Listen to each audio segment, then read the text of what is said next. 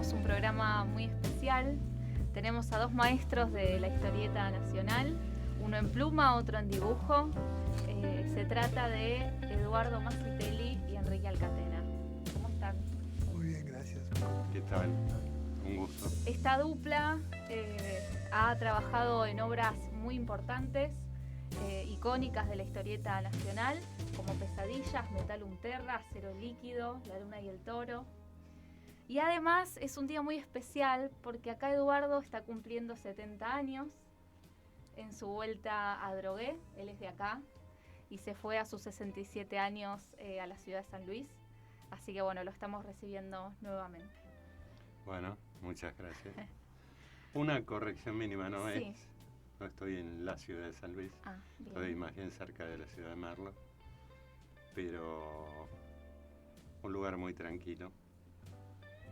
Y bueno, desde que volví hoy a la mañana acá son todas una emoción detrás de otra. Bien, para arrancar te quería consultar, Eduardo, ¿cómo empezás a escribir? Siendo muy chico yo, cuando iba a la primaria, tenía una pésima ortografía, pero la peor que te puedas imaginar. Era algo que no me entraba en la cabeza.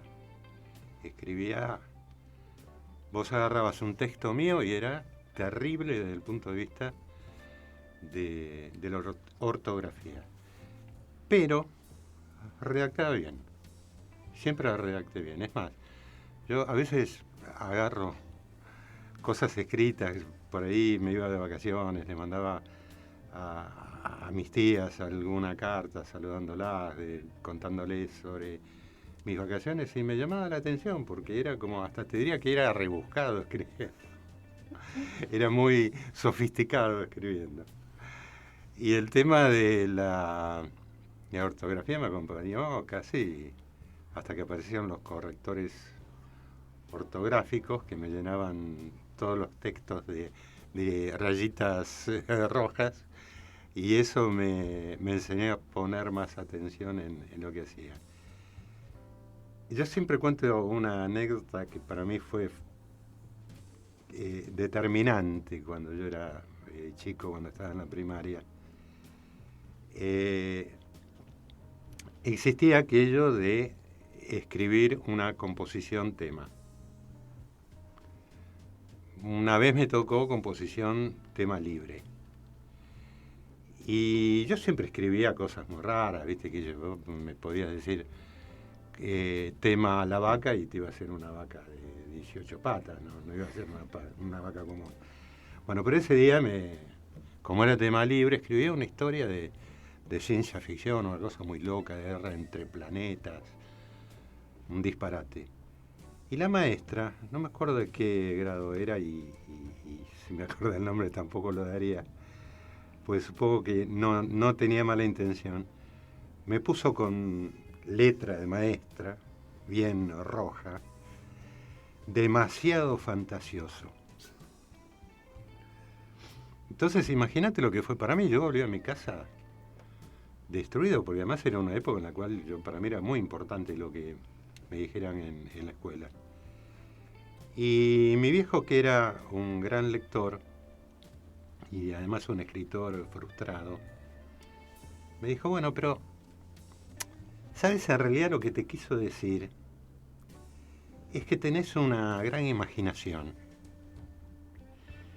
Esa reinterpretación que hizo mi viejo de la crítica de la maestra fue como, viste, cuando vos crees que estás haciendo algo mal, que estás haciendo una picardía o una travesura, y de pronto viene tu vieja, tu viejo, y te dice, me alegro que estés haciendo eso. Bueno, eso me empujó para que escribiera y escribiera y escribiera, hasta que, bueno, finalmente encontré mi lugar en las historietas. Eso, ¿y cómo surge la historieta? ¿Por qué la historieta? La historieta tiene que ver con otro ciudadano ilustre de acá, de Adrogué, que es Gerardo Canelo, del cual he perdido absolutamente rastro. No sé absolutamente nada de él.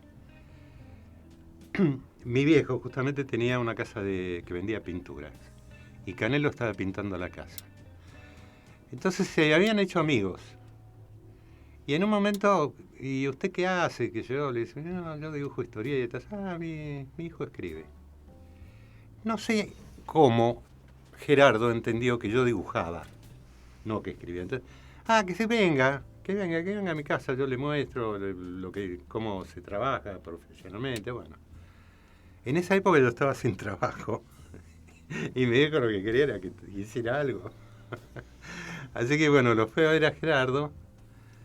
Él me empezó a hablar como si yo fuera un aspirante a dibujante, yo no entendía nada. Y digo, no, mira, yo como mucho, yo dibujar no me pida, como mucho puedo llegar a escribir algo. Y dale, escribí. Escribí siempre, él estaba en Columba.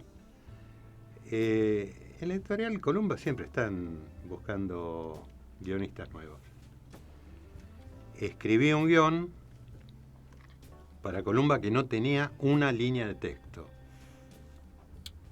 En esa época yo ignoraba que para Columba era muy importante que todos los cuadros tuvieran texto y que fueran textos largos, porque ellos, lo que ellos pensaban era que una revista tenía que durar, por usar la línea Roca, desde la estación Constitución a la estación de Clevo.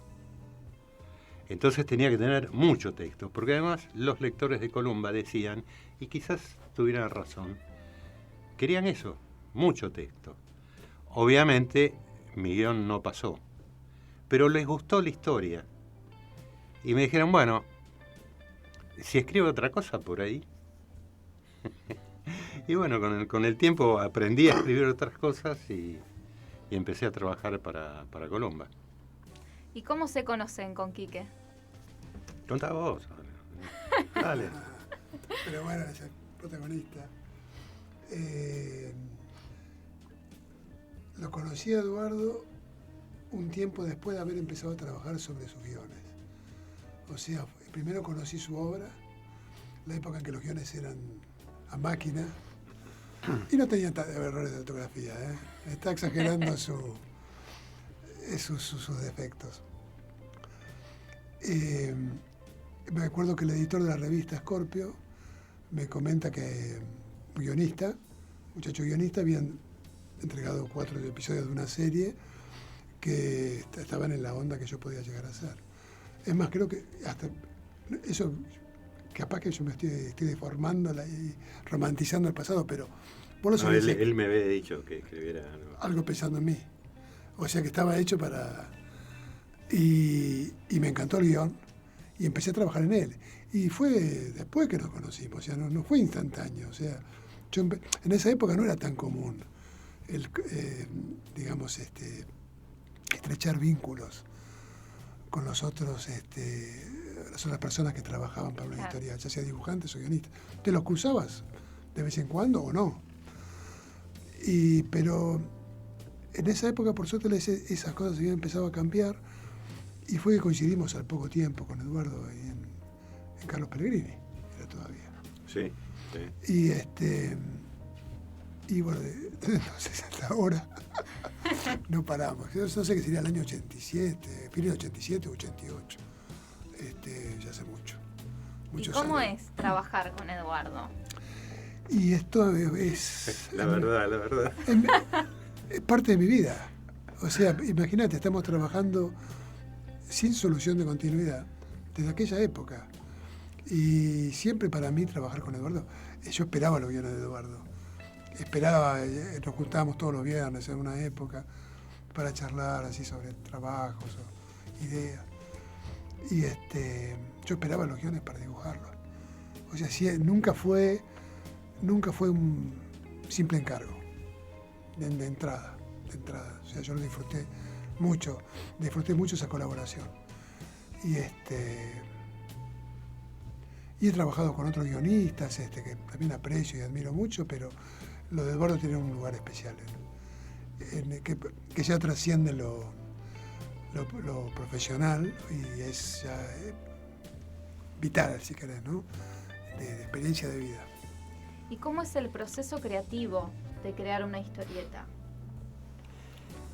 Mira, te voy a pedir disculpas, pero antes de contestar tu pregunta, yo estaba recordando recién la época en que nos conocimos con Quique, y quería recordar un tipo que también formó parte en algún momento del equipo, que fue Walter Slavich, que después dejó la historieta, tuvo éxito trabajando para televisión, ganó un par de Martín Fierro, 2 o más, no sé. Estaba últimamente trabajando incluso para alguna cadena de streaming, y falleció este año. Yo la verdad que ni sé, ni tengo segura la fecha en que falleció, ni tampoco cómo fue su muerte. Sé que era muy joven y que fue importante en un momento, porque en esas reuniones de las que hablaba Quique, que teníamos los viernes, estábamos siempre, más o menos los mismos, qué sé yo, estaba Lucho Olivera, a veces estaba Lito Fernández, estaba Rubén Merilli, y la verdad que fue una época muy bohemia, muy, muy linda. Y bueno, lo quería recordar a Walter porque, a pesar de que hacía mucho tiempo que no nos veíamos, fue una persona que creo que fue importante para la vida de todos los que estamos en esto de la historieta. Y vos me decías cómo es el proceso creativo, que, bueno, no tengo idea. La verdad que no tengo idea. Yo he tenido siempre facilidad para esas cosas. ¿Viste? No lo digo para jactarme. Así como hay cosas que me han resultado muy difíciles y no he podido aprenderlas.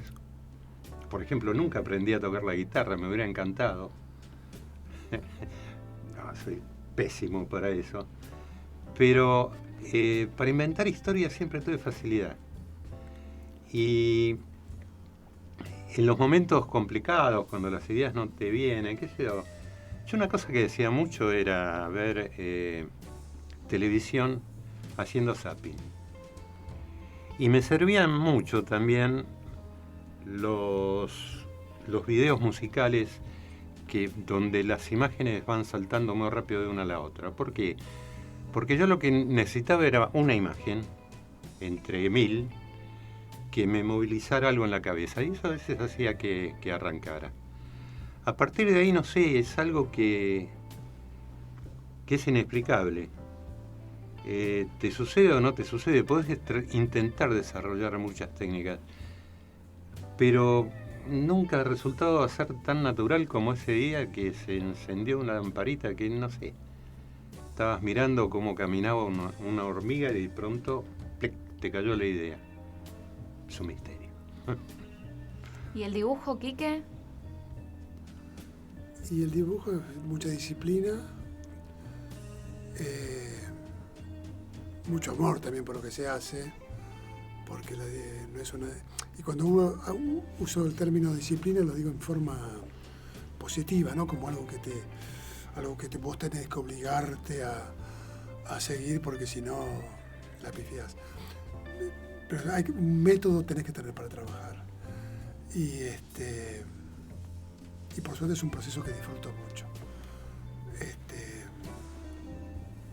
Y bueno, o sea, toda mi vida estuve dibujando, que yo desde que me acuerdo, así que siempre ha girado sobre el dibujo mis intereses y particularmente sobre la historieta. Entre todas las artes o las disciplinas plásticas o gráficas, la historieta es muy especial para mí. Y contanos un poco, Eduardo, de tu historia en Adrogué, porque Wikipedia dice que sos de Lomas, pero sos patrimonio browniano. ¿Qué pasó ahí? Mi mamá estaba en Lomas, la culpa es mía. Y yo dije, no, tengo que ir ahí, qué sé yo. No, yo tampoco reniego al hecho de que haya nacido en Lomas. Soy de nacimiento soy lomense. Pero es simplemente por eso, porque mamá estaba internada en el Policlínico de Lomas y bueno, nací ahí. Mi hermano, por ejemplo, también nació en Lomas, pero lo anotaron como adroguense. A mí no sé. cambiaron de idea, me anotaron como lomense, pero en cuanto le dieron el alta médica a mi vieja, yo vine para acá y estuve viviendo en Adrogué y en la misma casa. Claro. 67 años. Así que, nacido en Lomas, criado en Adrogué y adroguense, de pura cepa. Todo está muy lleno de recuerdos. A mí siempre me gustó mucho caminar, salir a caminar. Y por lo general siempre hacía un circuito, pasando por los lugares que tenían algún significado en mi vida, que eran muchos. Pero sí, efectivamente mi vida está acá. La mayoría de las ideas que se me ocurrieron para hacer con Quique se me ocurrieron acá. Yo había empezado a escribir una serie de cuentos que los pensaba titular Historias inventadas en Adrogué, porque estaban todas basadas en ideas que se me había ocurrido, ¿viste? Caminando por las calles de Adrogué o recordando algún momento de mi vida. Bueno, lo debo todavía, tengo un par de cuentos escritos nada más, pero espero que llegar por lo menos a los 12 y ver después qué hago, si lo pongo en internet o trato de publicarlo. ¿Qué te inspira a la hora de escribir? Bueno, en el caso específico de la historieta me inspira mucho el trabajo del dibujante.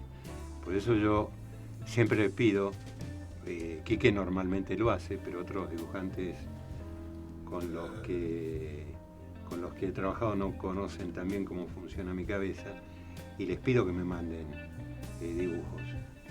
Porque pasa sobre todo con los personajes, que vos imaginás el personaje de una manera en tu cabeza. Ahora, el personaje va a ser el resultado por más que vos lo describas y digas, tiene que tener barba, le tiene que faltar 4 dientes, tiene que medir 1,5 metros. Después viene Quique y dibuja lo que él quiere, dibuja un tipo de 3 metros, bueno, que está perfecto. Yo creo que la parte visual es del dibujante. Entonces, a partir de ahí, es como que en realidad yo empiezo a conocer al personaje, porque no es mi personaje, es el personaje de Quique mío o de cualquier otro dibujante con el que haya trabajado. Por acá cerca está Ibáñez, Sergio Ibáñez, está Leo Manco. Compartimos eso. Pasa a ser no solo nuestros personajes, sino también nuestra historia. Y muchas veces la historia cambia de acuerdo a cómo yo la voy viendo visualmente. ¿Y qué fue la primera historieta que publicaste? ¿Cuál fue? No me acuerdo. No me quiero acordar. Se llamaba El crimen del río. El crimen del río, El sí. crimen del río. Yo una vez se me ocurrió comentar en internet con unos lectores italianos que yo le agradecía a la vida que esa historia se hubiese perdido. Pues no me gustaba nada. ¿Y qué hizo uno de esos simpáticos lectores italianos? La buscó por supuesto, la única versión que había era la versión de Columba y en castellano. No sé cómo hizo, la encontró, la escaneó y la subió a internet. Un amigazo. Era un poco el resultado de una pulseada que yo tenía con Columba. Ellos querían que hiciera determinada cosa que estaba bien, porque era lo que les funcionaba a ellos, y yo quería hacer otra cosa distinta, y al final no hacía ni lo que ellos querían ni lo que yo quería. Y quizás el resultado más pobre de esa pulseada fue el ahora famoso crimen de Río. Y de todas las obras que has creado, ¿cuál o cuáles son tus preferidas o las que más te gusten? Bueno, a mí me gusta mucho Shankar, porque es como que me parece que los dos un poco nos enloquecimos del todo ¿no? Fue algo que no tuvo previamente límites. Es más, mi gato, que dejamos en San Luis y que debe estar maullando y quejándose, se llama Shankar, en honor a ese trabajo. Pero tengo muchos.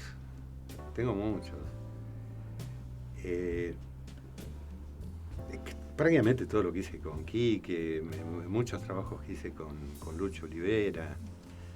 Hay un trabajo que siempre estamos que vamos a hacer con Leonardo Manco y que nunca lo terminamos de hacer, es decir, hicimos una primera versión para Columba, pero nos prometimos hacer otra versión de algo que se llama La Máscara Espectral. Y a pesar de que no está escrito, también es uno de mis trabajos favoritos porque tengo muchas ganas de hacerlo alguna vez. Con Ibáñez también una vez hice una que se llama Los Malditos, en la cual todos los personajes morían.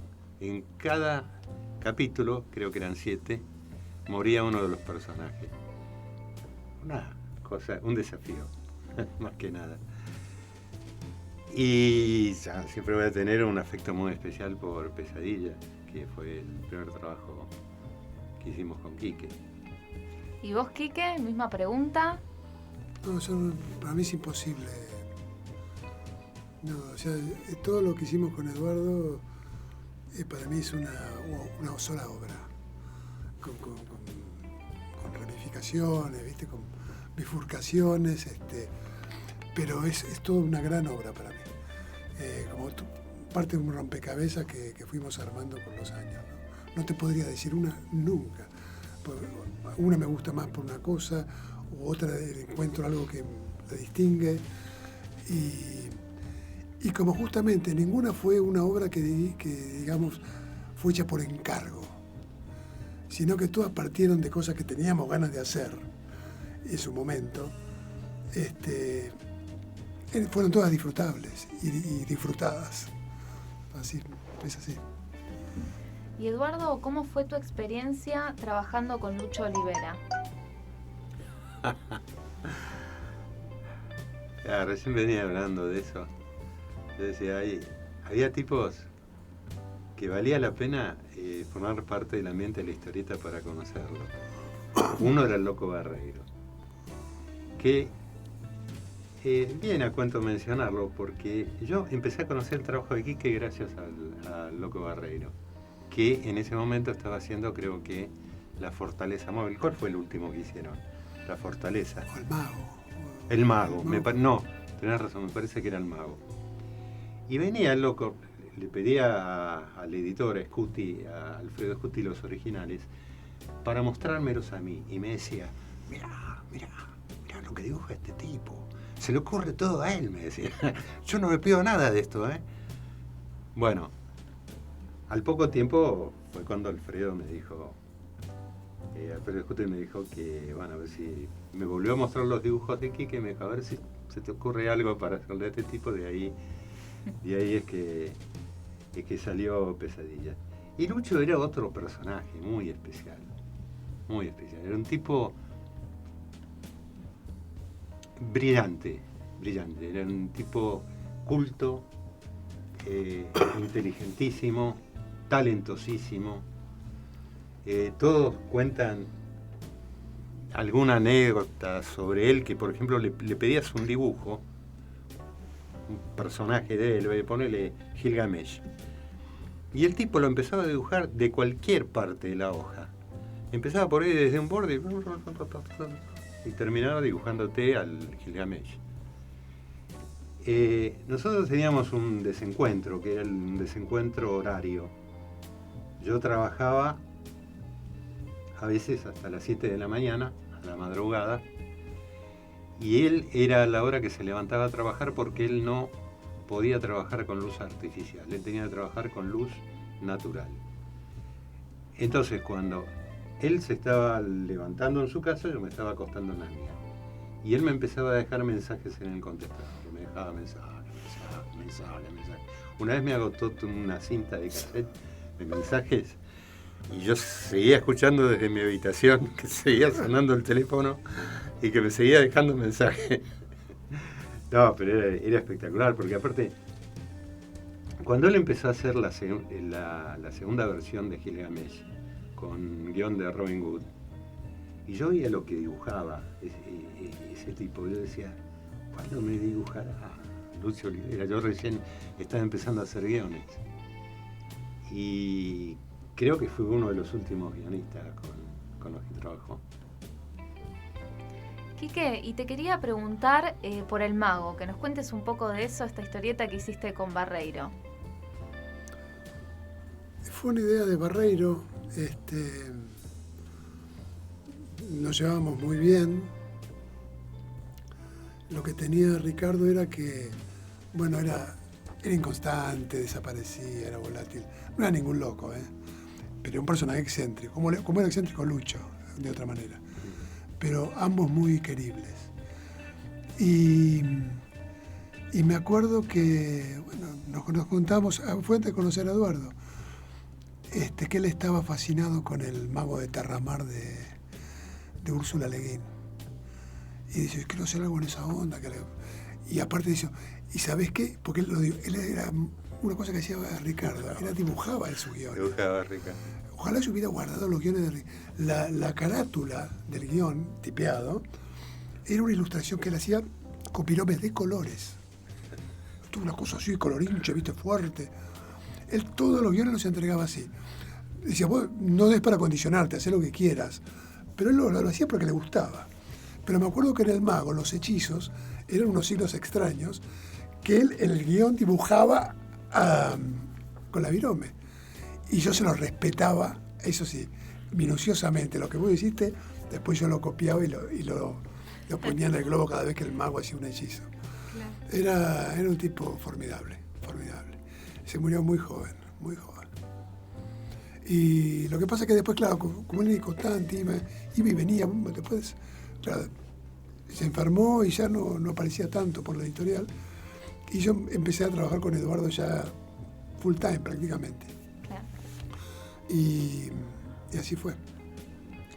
Y Eduardo, para cerrar, te quería preguntar ¿qué mensaje te gustaría dar a las nuevas generaciones que inician tanto a leer historietas como para aquellos que quieren iniciarse en la escritura?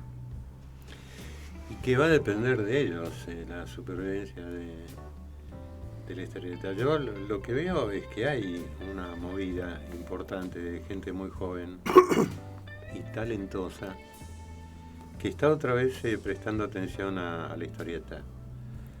La historieta te da la posibilidad de imaginar cualquier historia. Vos imaginate lo que sería. Está bien, se necesita un dibujante como Quique que pueda interpretar esas cosas tan extrañas que a veces se me ocurren. Pero vos imaginate lo que sería una producción cinematográfica de eso. Estaría fuera del alcance de cualquiera, incluso de guionistas muy reconocidos y muy profesionales. Entonces la historieta es como que te da esa posibilidad de entrar en el mundo de hacer ficción y en el mundo de hacer relatos y en el mundo de construir mundos personales. Y durante un tiempo fue como que mucha gente empezó, las generaciones más jóvenes empezaron a apartarse un poco y nosotros nos formábamos con la historieta, ¿no? El nene, para que no molestara, revista de historieta, las mexicanas de Novaro, de superhéroes, y quédate ahí, nene, léete hasta que termines de leer. Y de paso aprendías a leer. Se fue perdiendo, videojuegos de por medio y tantas otras cosas que sirven para entretener a los pibes. Pero yo lo que estoy viendo con cierto optimismo es que está empezando a renacer una movida, incluso de la que participan muchas chicas, que antes no era normal, qué palabra vengo a usar, no era habitual, no era algo que se viera, es como que las chicas tenían cierto rechazo por la historieta, pero no, ahora hay una movida en la cual está apareciendo mucha gente joven, muchas chicas jóvenes que ven en eso una manera de expresar sus ideas, de expresar sus dolores, sus temores, sus incomprensiones. ¿Qué consejo le puedo dar? Que le den para adelante, porque de ellos depende el futuro. Nosotros seguiremos haciendo cosas, pero básicamente ya lo nuestro lo hemos hecho, así que ahora depende de los más jóvenes. La historieta y el mundo, no solo la historieta, pero bueno, en principio la historieta. Gracias Eduardo, gracias Quique y gracias a todos los que hayan visto esta entrevista. Nos vemos en la próxima. Gracias.